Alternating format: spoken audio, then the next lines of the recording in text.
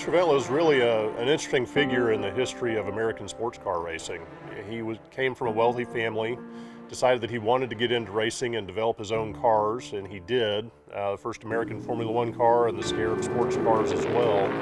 Carroll and Lance raced against each other in a number of races in the 50s, and then they got to be friends, both being in Southern California. It was an interesting relationship, and Lance really, I think, has a marquee role to play in the success of American sports car racing.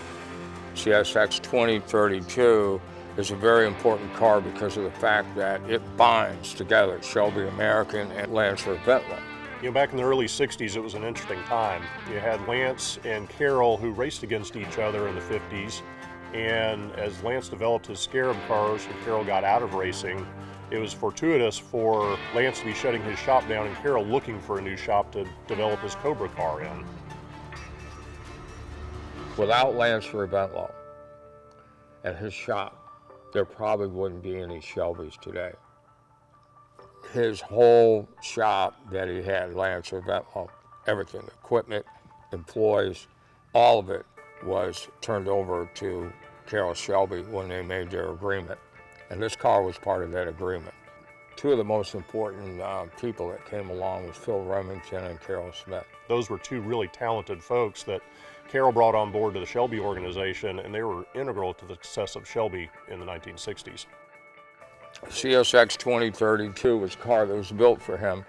It had a lot of the comp options on it, and it was one of the most optioned Cobras at the time it was built. It was built originally with the 260, and it's got a 289 in it now.